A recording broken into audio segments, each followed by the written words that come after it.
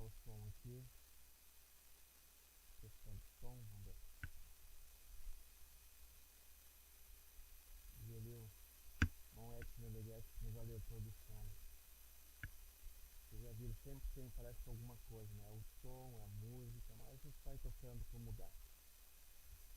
São as coisas que a gente tenta fazer pro Senhor aí, né? Por isso que agora tá saindo o som aí, vamos ver. Tá saindo o som aí, vamos ver se o irmão dá um toque, se tá ok o som, estão me escutando bem. Vamos ver se tá saindo o som.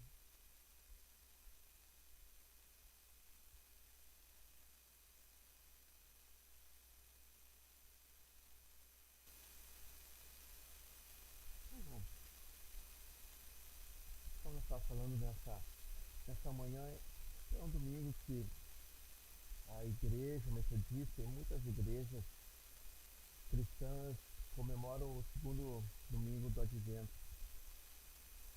E a irmã Vera sempre tem colocado ali, né? Hoje ela colocou também o símbolo do segundo domingo do Advento, que é uma prática cristã. Tem muitas comunidades evangélicas que não comemoram, né? Porque eles acham que é uma coisa litúrgica, uma coisa muito engessada. Então, a maioria das igrejas protestantes de linha histórica, inclusive, não, vamos dizer assim, não pactuam conosco nessa questão do Advento. Não trabalham, né, com esses 4 domingos que antecedem. A gente comemora não o Natal, mas o símbolo, né, o nascimento do Cristo, nascimento de Jesus. E só que é uma prática nossa, de algumas outras igrejas evangélicas. E também hoje a gente quer, conforme a gente vem falando, antes não estava saindo o som, acredito que agora está saindo, a gente quer também fazer um momento aquele especial, apesar de não estarmos juntos, mas estarmos simbolicamente aqui participando da ceia.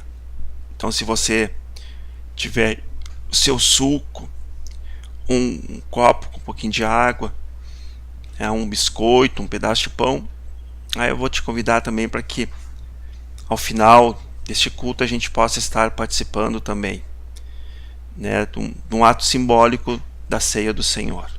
Não é aquela ceia que nós gostaríamos, porque ceia, quando nós falamos em ceia do Senhor, nós falamos em comunhão, em partilha, estarmos juntos, nos abraçando, cultuando, adorando a Deus como igreja, como corpo vivo. Mas nesse momento nós não podemos fazer isso, mas nós vamos de alguma maneira nos relacionando, nos mantendo em comunhão um com os outros, mas principalmente com Cristo Jesus. Então nós quero te convidar aqui para a gente estar iniciando nesta manhã esse momento especial aqui.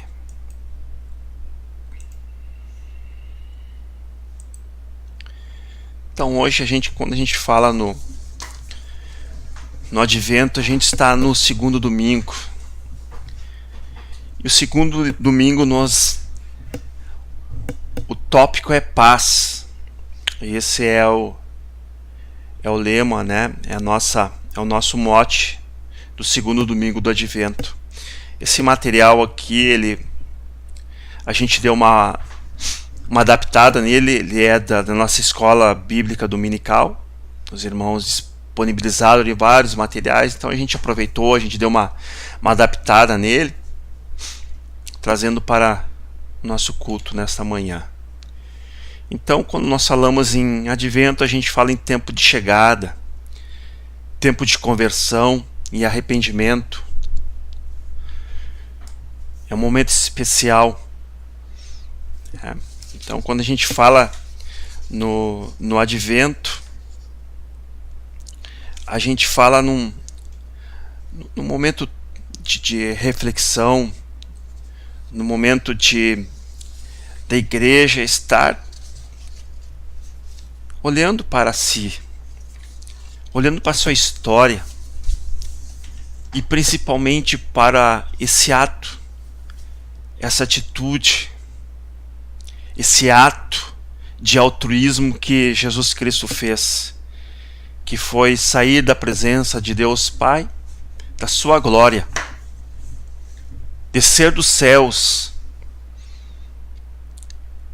vir até a terra, ser gerado dentro de um ventre de uma menina essa que era virgem, e que quando Cristo nasce, ele nasce por ato milagroso, sobrenatural do Espírito Santo. Porque se ela era virgem, ela jamais teria nenhum contato com seu esposo, que naquele momento era José, mas era um ato milagroso, um ato sobrenatural, extraordinário que Deus estava fazendo. O Cristo, o Deus, ele abandona, ele deixa a glória, ele abre mão da presença de Deus, e mesmo descendo aqui, ele não deixa de ser Deus, ele continua sendo Deus. Ele abandona momentaneamente a glória para se fazer homem, porque era necessário que um homem derramasse seu sangue, mas esse sangue deveria ser inocente, um sangue puro, sem pecado, sem máculas, conforme eram os cordeiros no Antigo Testamento. E Cristo vem e se faz homem por mim e por você. Ao reacendermos essa primeira vela simbolicamente do advento, relembramos que a esperança está entre nós. E ao acendermos a segunda vela, que simboliza a paz, lembramos que o príncipe da paz está chegando. Afirmamos o nosso compromisso de anunciar e construir a paz. Se eu mesmo não agir e não for instrumento da paz, quem agirá em meu lugar? Então isso fica bem claro o quanto Cristo, ele é único. Ele é o único que pode trazer a paz ao ser humano. Não há outro lugar, irmãos e irmãs, não há local, não há lugar, não há espaço onde se possa encontrar a paz. A paz não é numa localidade, não é numa cidade, não está numa corporação, numa instituição. A paz muitas vezes não está na família, não está no lar. A paz, ela é interior, ela vem de dentro, ela brota, ela emerge, ela emana de dentro daquele e daquela que conhece, que tiver uma experiência com Deus. Ele é a paz.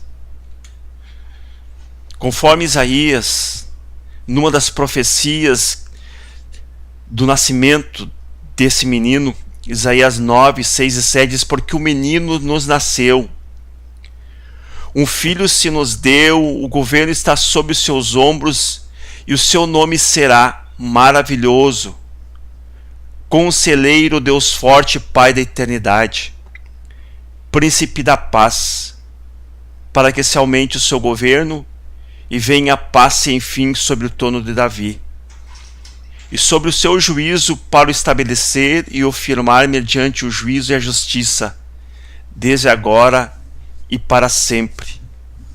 O zelo do Senhor o fará isso. Isaías, mais de 700 anos antes de Cristo, profetiza de que nasceria um menino. E esse menino, ele é simplesmente o príncipe da paz. E a profecia se cumpre, irmãos e irmãs, lá em Lucas, capítulo 2, que nos diz assim: naqueles dias foi publicado um decreto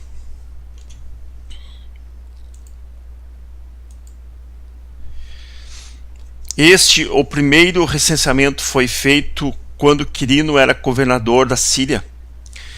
Todos iam alistar-se, cada um à sua própria cidade. José também subiu da Galiléia, da cidade de Nazaré, para a Judéia, a cidade de Davi, chamada Belém, por ser ele da casa da família de Davi, a fim de alistar-se com Maria, sua esposa, que estava grávida. Estando eles ali, aconteceu completarem-se-lhes os dias. E ela deu à luz o seu filho primogênito, enfaixou e deitou numa manjedoura, porque não havia lugar para eles na hospedaria. Havia naquela mesma região pastores que viviam nos campos e guardavam o seu rebanho durante as vigílias da noite. E o anjo do Senhor desceu aonde eles estavam, e a glória do Senhor brilhou ao redor deles, e ficaram tomados de grande temor. O anjo, porém, lhes disse: não temais, eis que aqui vos trago boa nova de grande alegria, que será para todo sempre. É que hoje nos nasceu na cidade de Davi o Salvador, que é Cristo o Senhor. Isso vos servirá de sinal: encontrareis uma criança envolta em faixas e deitada em uma manjedoura.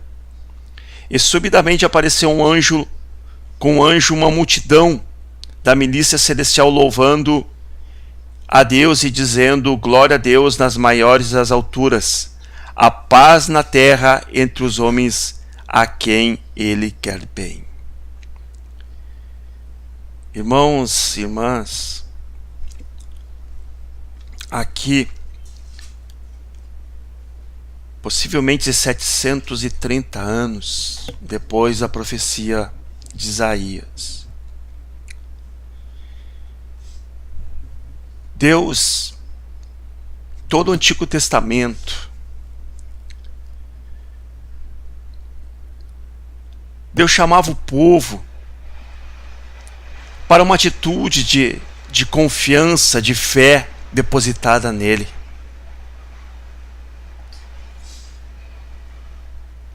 Não há um termo no Antigo Testamento, conforme nós temos falado aqui, que Deus falasse sobre a questão da salvação.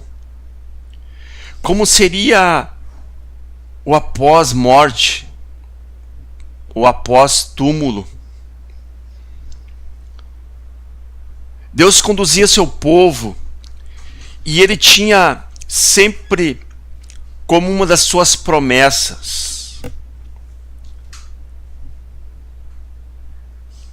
de que o povo depositasse a confiança nele.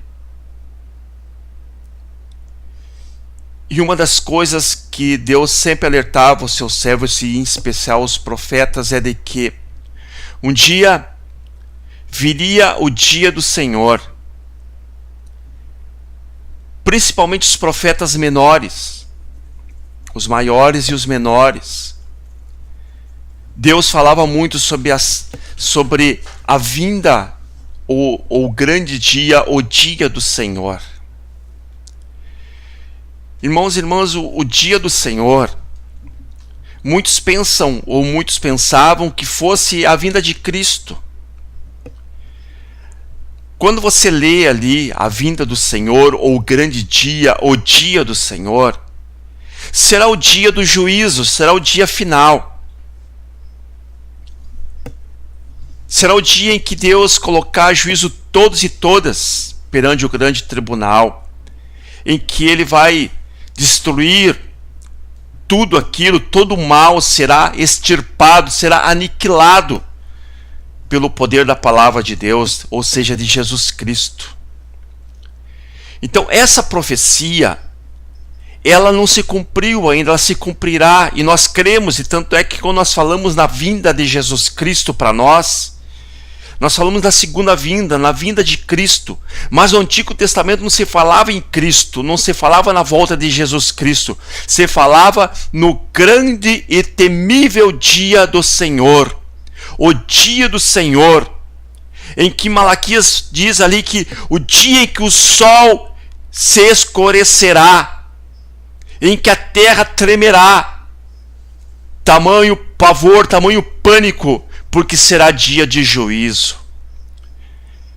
Mas em contrapartida, quando Deus alertava os seus profetas, Deus falava de algumas profecias. E essas profecias apontam para Jesus Cristo. inclusive o grande dia do Senhor. Mas conforme eu estou falando, o dia do Senhor ainda será a segunda vinda de Cristo. Mas há outras profecias, e conforme essa de Isaías, do príncipe da paz, é uma das profecias do nascimento desse príncipe que pertence à raiz de Davi, do rei Davi.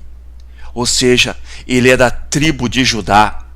Por isso que se chama que ele é o leão da tribo de Judá, porque um dos símbolos da... Cada tribo tinha um símbolo. E um dos símbolos da tribo de Judá era o leão. Por isso ele é o leão da tribo de Judá. Jesus Cristo, príncipe da paz. Isaías, em meio a um povo totalmente religioso, irmãos e irmãs, a um povo idólatra, era um povo que cultuava Deus e cultuava a outros deuses, a ponto de Deus dizer no capítulo 1 que Deus não queria mais saber do seu culto, da sua adoração, porque aquilo ali subia como idolatria, como feitiçaria, porque para Deus compara a idolatria como pecado de feitiçaria, a abominação a Deus, irmãos e irmãs. A abominação. Deus não suporta a idolatria. E Deus começa a usar Isaías, o profeta messiânico, o profeta que Deus dá a revelação de que viria um Messias, um ungido, um enviado de Deus, que era Jesus Cristo. Mas naquele momento eles não têm noção de quem seria, o que seria esse Messias, quando viria esse Messias. Inclusive, judeus até hoje, judeus ortodoxos, judeus que não conseguiram entender ainda estão esperando a vinda do Messias. Nesse momento, nesse domingo, hoje, há muitas sinagogas em que os judeus estão ali reunidos em seus templos, em suas sinagogas, falando da vinda, lendo Isaías ainda, capítulo 9, acerca da vinda do Messias. Eles esperam o Messias, e o Messias virá pela segunda vez, quando haverá destruição, não haverá mais tempo para a salvação, e eles ficarão esperando o Messias ainda. O Messias já chegou. O Messias é Jesus Cristo, o príncipe da paz. Quando Isaías falava em príncipe da paz, era justamente o que mais faltava naquela população, naquela região. Região essa, irmãos e irmãs, em que os países vizinhos de Israel brigavam, lutavam, batalhavam entre si. Era um momento de dificuldade, irmãos e irmãos. Não existia paz nenhuma. Não se tinha sentido do que era tranquilidade. O que era ter um repouso, um espírito tranquilo, sossegado. Porque havia muito derramamento de sangue, muitas batalhas. E é um dos momentos que proliferam as viúvas. Por isso a preocupação de Deus sempre com as viúvas. Porque os seus esposos iam para as batalhas e não voltavam mais. Ficavam elas e seus filhos desamparados, sem sustento. A mulher completamente marginalizada, porque para o judeu a mulher sempre foi simplesmente uma dona do lar, uma dona de casa, uma simples esposa que não tinha muito o que fazer, porque ela não tinha espaço naquela sociedade extremamente patriarcal, extremamente machista. E a preocupação de Deus com essas viúvas, porque faltava paz. E o pior de tudo, o povo desorientado, o povo de Deus completamente confuso, cego, sem esperança, sem expectativa. E Deus usando o seu profeta, Deus usando usando Isaías, usando Abacuque do outro lado, usando Amós lá na frente. E todos eles no mesmo sentido, de que virá alguém, surgirá alguém. Miqueias vai dizer que nascerá em Belém, Efrata, alguém. Uma profecia de Miqueias 5:2. Já antevendo o nascimento do príncipe da paz, do Messias.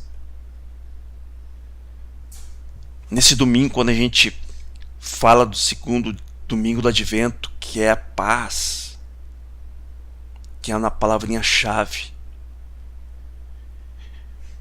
nós só conseguimos entender paz, irmãos e irmãs. Só consegue sentir paz interior aquele homem, aquela mulher que teve uma experiência com Jesus Cristo. Observe que coisa difícil, irmãos e irmãs. 730 anos antes de Cristo, nas profecias de Isaías, faltava paz para aquele povo. Haviam muitas guerras, morte de inocentes. E aí vem os nossos críticos muitas vezes, dizendo: como é que o Deus de vocês permite que os inocentes morrem?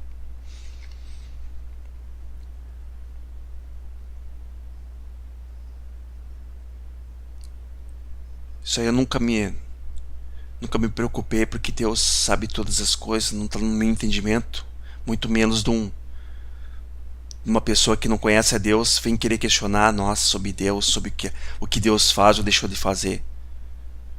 Se ele acha que Deus é criminoso, que fique achando e vai para o inferno pensando que Deus é criminoso, sendo que o nosso Deus é justiça, ele é justo. E se pessoas inocentes morreram, com certeza essas pessoas estão na presença dele, não se perderam e fizeram parte de um plano maior que eu não consigo entender e não tenho o menor interesse em entender qual é o plano de Deus quando ele quis levar muitas pessoas inocentes, porque o projeto, o plano dele é maior. Quando as coisas não dão certo para mim, eu não posso culpar Deus, porque se não deu certo para mim, mas dentro do plano de Deus, aquilo que foi ruim para mim pode servir para mim muito, muito ali na frente, para servir, quem sabe, para mim não me desviar. Então nós temos que, muitas vezes, entender as ações de Deus em nossas vidas, irmãos e irmãs. E quando a gente fala do príncipe da paz, observem, olha que situação. 700 antes de Cristo, Isaías profetizava da vinda do Messias. O Messias veio, conforme lemos ali em Lucas capítulo 2, o príncipe da paz nasceu, que é Jesus Cristo. Passaram-se 2000 anos, nós estamos hoje no século 21, e os judeus estão lá em Jerusalém agora, nesse domingo, celebrando, comemorando, esperando a vinda do Messias, que o Messias não veio ainda.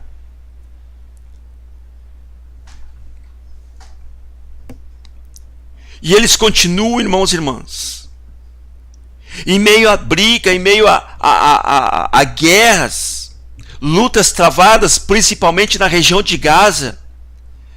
A região de Gaza é mais ou menos como se nós colocássemos ali a fronteira entre o Rio Grande do Sul e Santa Catarina, entre Terra de Areia, que é Rio Grande do Sul, e Sombrio, que é Santa Catarina, e entre eles o rio Mambituba, ou seja, a região de fronteira. Eles vivem em intensa guerra, numa tensão terrível, em que muitas pessoas morreram inocentemente ali por causa de uma guerra egoísta, uma guerra carnal, uma guerra entre pessoas cegas espiritualmente.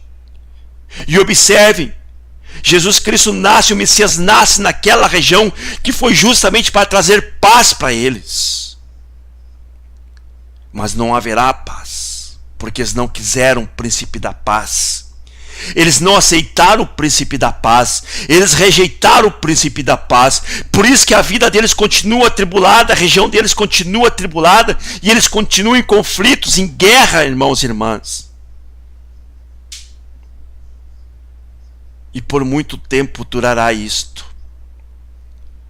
A tal ponto que virá o grande dia, o dia do Senhor, que é o dia do juízo. O dia da prestação de contas. E Jesus virá conforme Zacarias, na profecia do capítulo 14 de Zacarias.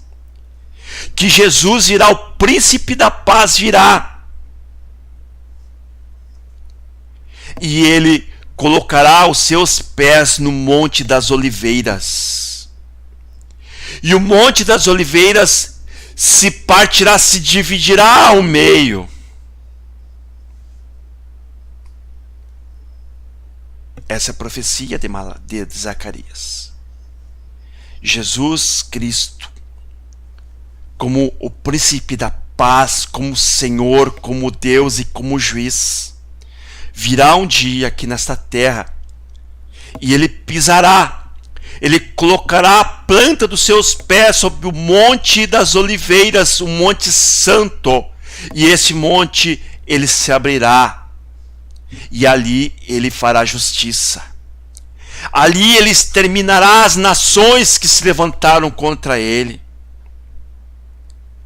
Com o poder da sua palavra, uma espada que sairá da sua boca, destruirá todas as nações. Ele extirpará, ele exterminará, ele acabará com o pecado, com a pecaminosidade que existe no mundo e na terra. Ele aniquilará tudo que não presta. O poder da destruição, da morte, da pecaminosidade, irmãos e irmãs. Será um dia terrível, por isso que o profeta fala que, inclusive, o sol escurecerá, porque será dias de treva, dia de temor, de medo, de pânico, de pavor, porque será o dia de justiça. Enquanto isso não acontece, nós estamos ainda sobre as tutelas do príncipe da paz. Ele traz paz. Mas essa paz nós precisamos entender, irmãos e irmãs. Não espere você que haverá paz na terra, que haverá paz em nossas famílias, em nossas igrejas, em nossos países, em nossa região. Não haverá essa paz, irmãos e irmãs. O príncipe da paz, o que ele traz é a paz para mim e para você. É uma paz interior, que mesmo em meio à guerra há uma tranquilidade, há uma certeza que dentro de mim eu sou em paz, eu estou tranquilo. Não há um peso sobre a minha alma, sobre o meu espírito. Isso é a paz. Jesus é a paz. Ele é o príncipe da paz, irmãos e irmãs. Pessoas muitas vezes se desesperam porque eu sirvo a Jesus, mas eu não tenho tranquilidade na minha vida. Eu não consigo descansar, parece que piorou as coisas agora pioraram porque eu segui a Jesus Cristo, parece que a coisa agora piorou. Em certo sentido piorou. Porque há um adversário espiritual contra você agora. Há uma legião contra nós. Há uma luta espiritual contra nós, irmãos e irmãs. Mas conforme Paulo fala, nós somos mais que vencedores nessa luta espiritual, porque nessa luta espiritual a morte não tem mais força sobre nós, irmãos e irmãs. Nessa luta espiritual a morte não tem mais poder sobre a minha vida e a tua vida. A doença não tem mais poder sobre a minha vida e a tua vida. Eu estou falando no sentido espiritual. Ah, mas o cristão morreu de câncer. Ele morreu, ele pode ter morrido, mas a morte não venceu ele, a enfermidade não venceu ele espiritualmente, a sua carne se corromperam, morreram, mas eternamente ele vive na presença do Senhor. Isso é somente para os salvos em Cristo Jesus. Porque uma pessoa que zomba de Deus, que morre com uma enfermidade agora, ela morre tanto carnal, tanto física como espiritualmente, irmãos e irmãos. Por isso que o Senhor é o príncipe da paz na esfera espiritual de nossas vidas. Isso não quer dizer que nós não vamos passar adversidade, não vamos passar a vida inteira sofrendo, quem sabe, irmãos e irmãs. A nossa vida vai ser de luta na esfera física, na esfera entre famílias, entre pessoas, entre comunidades. Seremos sempre afligidos, desafiados, desrespeitados muitas vezes. Mas quando Jesus fala de ser o príncipe da paz, é justamente aquela paz que brota dentro do meu coração, do seu coração. Nós falamos isso no outro domingo. A paz que Deus nos concede, irmãos e irmãs. Por isso que Paulo fala, ele cede o nosso entendimento, a nossa racionalidade. Nós não conseguimos compreender. Como assim eu estou em paz? Como assim dizer que eu sou cristão agora eu tenho paz se a minha vida está atribulada? Eu continuo ainda, minha família está contra mim. As pessoas se levantaram contra mim porque eu sou cristão, eu sou cristã. Agora as pessoas nem falam mais comigo. Que paz é essa? É uma paz que te dá certeza, convicção de que você está no caminho certo. Essa paz te dá tranquilidade, de você suportar com naturalidade sem querer se vingar de ninguém, de não entrar em discussões. É uma paz que te causa tranquilidade, em que você repousa, em que você, mesmo sendo afrontado, você consegue de alguma maneira passar por essa situação. Porque a paz, irmãos e irmãs, a paz, Ele é o príncipe da paz quando nós aceitamos a Cristo. Quer dizer, Ele dentro de nós. Mas também a paz, e você deve saber disso, é um dos elementos do fruto do Espírito. A paz é um dos elementos, são 9. 9 que Paulo fala, mas tem muitos outros, irmãos e irmãs. Tem muitos outros. A paz é um dos elementos do fruto do Espírito. Se é um dos elementos, ela precisa ser aperfeiçoada. Porque aqueles elementos do fruto do Espírito são como sementes brotadas dentro do cristão que precisam crescerem.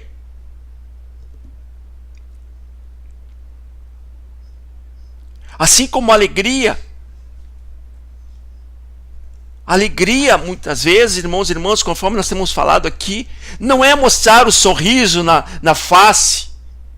Os atores são muito bons nisso. Os palhaços são expert nisso. Os palhaços estão sempre com um sorriso na face. Mas o seu interior, ele chora por dentro. Mas nós cristãos não somos palhaços, nós não somos atores, atrizes. Muitas vezes a nossa face está chorosa, nós estamos sentindo o peso, a dor de alguma coisa que está acontecendo em nossas vidas, mas dentro de nós tem que estar uma alegria, uma certeza, uma satisfação de que a qualquer momento isso passará. Há certeza. A paz é a mesma coisa. Ela precisa ser aperfeiçoada dentro de mim e de você. O fruto do Espírito, ele consegue trabalhar na vida do cristão, da cristã, quando ele se deixa trabalhar. Quando ele flexibiliza. Quando ele abre mão de muitas coisas. O fruto do Espírito é um desenvolvimento. É uma capacidade que Deus coloca dentro de nós para que isso venha crescer de dentro para fora. Mas o cristão, a cristã que não conhece isso, ele lê aquilo ali, a alegria, então ela acha que precisa estar rindo para todas as situações, precisa estar rindo, estar dando sorriso. Ela é alegre, está rindo. Precisa mostrar o exterior, o estereótipo, que nem os fariseus faziam. Eu preciso mostrar que eu sou feliz. E por dentro está morrendo espiritualmente, emocionalmente. Não é isso, irmãos e irmãs. Nesse domingo, quando a gente enfatiza a questão da paz. A paz é uma caminhada, irmãos e irmãs. A paz é como se eu e você estivéssemos no rio escuro e nós observamos o farol lá na frente. E o farol, ele é de alguma maneira a nossa bússola. Nós precisamos chegar próximo àquela luminosidade que dá o brilho nas águas na madrugada. Aquela luz é Jesus Cristo, como se fosse aquele farol radiante na noite escura, tempestuosa daquele rio. Nosso espírito temendo, naquela madrugada, aquelas águas chacoalhando ali, o nosso espírito desesperado, porque o barco pode afundar a qualquer momento, dependendo não é ondas, porque em rio não tem ondas, mas a correnteza é muito forte. Nós estamos indo contra a correnteza, remando de alguma maneira em um barquinho velho. Mas nós precisamos ter a tranquilidade e certeza que nós vamos chegar na luminosidade daquele farol ali naquela madrugada, naquela noite tempestuosa. Isso é a paz. É ter a certeza dessa paz dentro de você, mesmo em meio às provas, às dores, à doença, à fadiga, à necessidade. Isso é paz. É você enxergar o farol. Mesmo você não vendo ainda, mas você consegue enxergar a luminosidade, os raios que brilham lá na frente do rio. Assim é Cristo Jesus em nossas vidas. Nós não enxergamos, nós não vemos Ele, mas nós sentimos, nós temos certeza que Ele está em nossas vidas. E Ele está conosco. Ele é o Emmanuel do próprio profeta Isaías. Ele vai chamar o Deus conosco, o Emmanuel. O Deus que nunca desampara, que nunca está ausente, mas é um Deus presente. Por isso é o Deus comigo, com você. Deus conosco. O príncipe da paz. Fica essas palavras aqui nesta manhã. Na certeza, na convicção, irmãos e irmãs, que tudo que nós fizermos, que nós realizarmos para o Senhor, nada é vão, nada é perdido, irmãos e irmãs. Minutos de orações, um jejum, um simples jejum de 2, 3, 4 horas, que foi feito ali com devoção, a meditação das Escrituras, ouvir um hino, uma música sacra. Quando eu falo em uma música sacra, eu chamo atenção, irmãos e irmãs, presta atenção nas letras. Abra mão dessas músicas nojentas que tem no meio gospel aí, irmãos e irmãs. Umas letras ridículas. O pastor Antão, eu vou permitir aqui o pastor Antão. O pastor Antão, eu tenho muito carinho e muito respeito por ele, a pastora Lourdinha, porque eles são pessoas assim que são exemplos. Exemplos. Nós estamos hoje na igreja metodista porque lá em 2002, 2001, 2002, eu escutava o programa com o pastor Antão na Rádio Esperança, naquela simplicidade dele, né? Naquela maneira toda especial de transmitir a mensagem. E o servo do Senhor colocou esse dia um vídeo de um grupo que nem cristão é, irmãos e irmãs. Vocês devem ter escutado, talvez, já visto, né? Qualquer coisa, eu não me lembro se ele mandou para mim ou se mandou para o grupo. Mas é a síntese, irmãos e irmãs. É um grupo que fez o maior sucesso no final dos anos 80. No final dos anos 80 eu me lembro que eu tinha meus 8, 10 anos. E essa música dava direto na rádio, porque era tempo que não tinha espaço de internet, não tinha videoclipe, não tinha nada, era só rádio.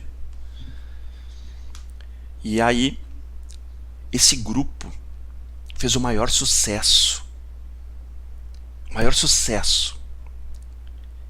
É Hive Babylon, ou seja, o Rio da Babilônia. E esse hino, ele é o Salmo 137, irmãos. Dá gosto de ouvir aquela música, eles exaltando ali, eles trabalhando em cima do Salmo 137, do livramento, da presença, da aflição deles, mas da presença, do cuidado de Deus para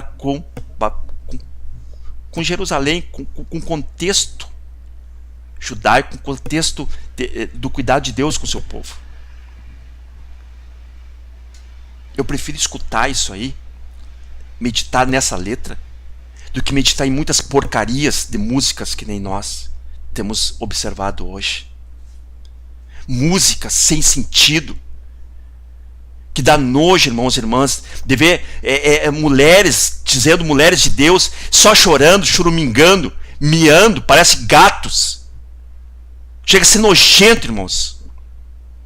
Eu duvido que Deus aceite esse tipo de louvores que, e pior de tudo, por trás está um marketing, um merchandising, tirando dinheiro de pessoas, que as pessoas compram ainda, pagam ainda nos aplicativos para ouvir bobagem, irmãos e irmãs.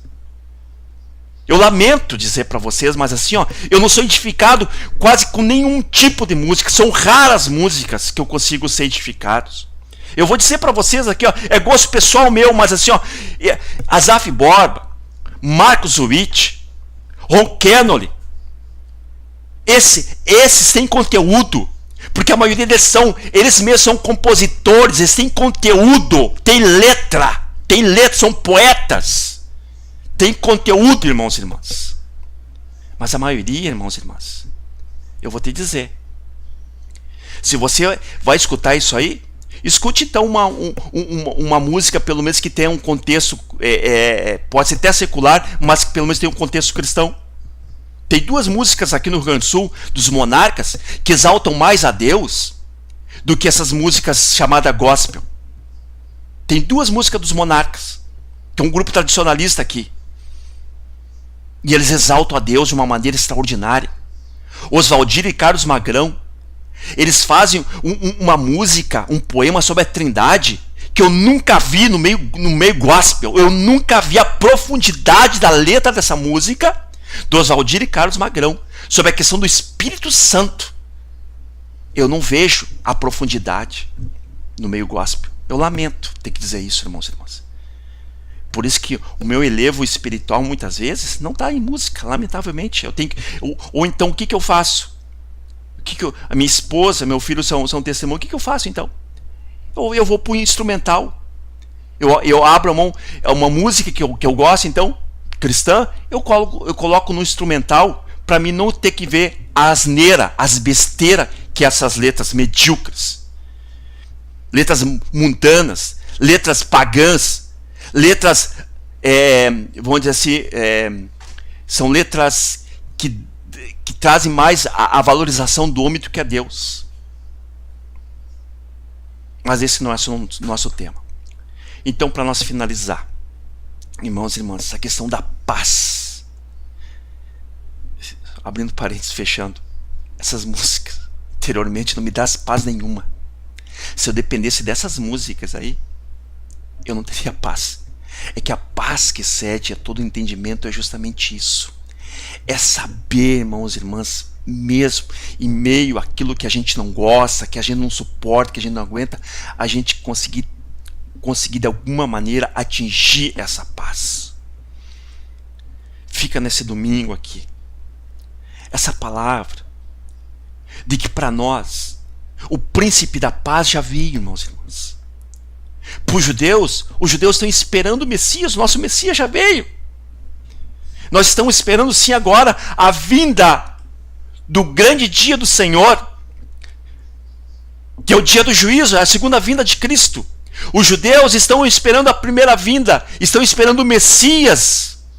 Os coitados, estão esperando o Messias. E eles vão se deparar com o segundo dia, a segunda vinda do Senhor. E aí talvez vai ser tarde, eles não vão ter nem direito mais à salvação. Não é por ser judeu que vai ter direito à salvação, não é por isso. Não é. Salvação é para todos, salvação é graça. Deus escolheu um povo, mas não disse que ele não deu garantia, não deu selo de garantia para aquele povo, ó, é judeu, é salvo. Negativo. Não tem isso. Mesmo eu e você somos metodistas. Ah, nós somos metodistas agora. Somos salvos. Não tem isso. Não tem isso, irmãos e irmãs. A salvação é graça, é pela fé.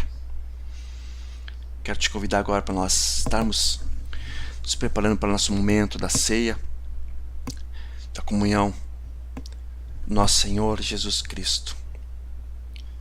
Quero louvar aqui pela vida da irmã Vera, a irmã Heloísa que está conosco, a Cláudia Costa, irmão Edson Meneghetti, a irmã Aline, a irmã Dolores, irmão Leonei, a Amanda, a Rosélia, a irmã Noemi.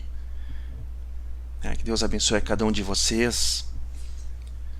Que possamos sempre estar no mesmo propósito, no mesmo sentido de saber que nós temos um Salvador, um príncipe da paz. Não importa a situação que estejamos, nós sempre teremos para onde correr, irmãos e irmãs. E muitas vezes não digo correr para algum lugar, é correr para dentro de nós mesmos e ver que lá dentro há um Deus. Há um Deus poderoso. Há um Deus misericordioso que ama a mim e ama você. Chama eu e você pelo nome.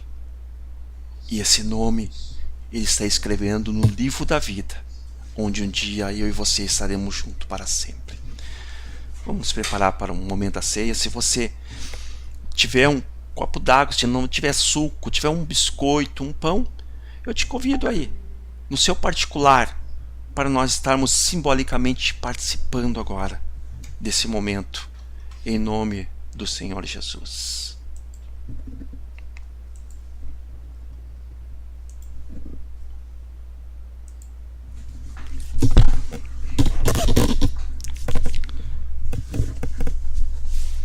Quero te convidar para nós estarmos lendo lá em 1 Coríntios capítulo 11, versículo 23 a 26, que nos diz assim: Porque eu recebi do Senhor o que também vos entreguei, que o Senhor Jesus, na noite em que foi traído, tomou o pão, e tendo dado graças, o partiu e disse: Isto é o meu corpo, que é dado por vós. Fazei isso em memória de mim. Por semelhante modo, depois de haver ceado, tomou também o cálice, dizendo: Este cálice é a nova aliança no meu sangue. Fazei isto todas as vezes em que beberdes em memória de mim. Porque todas as vezes que comerdes este pão e beberdes o cálice, anunciais a morte do Senhor até que Ele venha.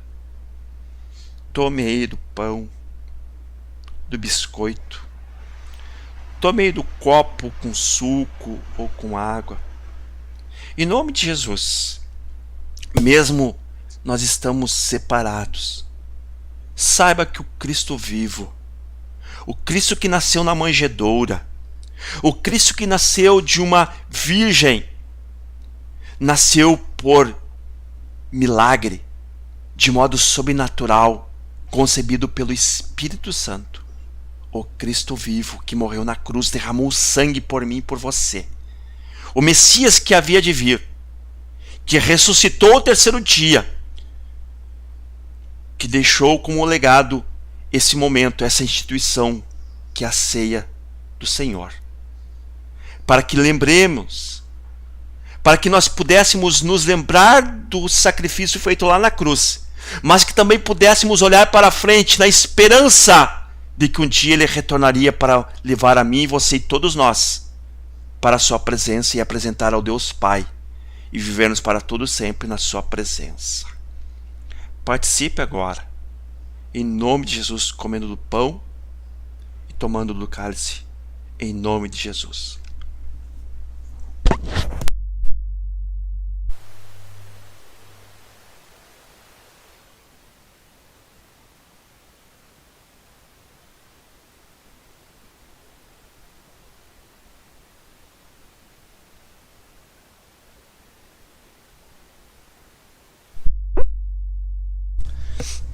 Senhor, nós te louvamos, Pai. Porque se hoje estamos reunidos aqui, Senhor, como igreja, como comunidade de fé, é porque um dia Tu olhasse para nós lá antes da fundação do mundo, Senhor, no plano que Tu fazias, Senhor, nessa Trindade Santa, Deus Pai, Deus Filho, Deus Espírito Santo, planejavam, Senhor, arquitetavam, criavam esse plano de salvação, Senhor. E nesse plano, Senhor, nós estamos, essa comunidade que faz parte, Pai. Nós fomos atingidos pela graça, tão somente graça, Senhor. Porque nós não fizemos nada para merecer, Senhor. Nós nem sabíamos, nós nem conhecíamos, nunca ouvimos falar de um ato tão extraordinário, Senhor. Quem sabe vivemos toda uma infância, uma juventude, uma fase adulta sem nunca ter visto falar, ouvido falar desse nome precioso.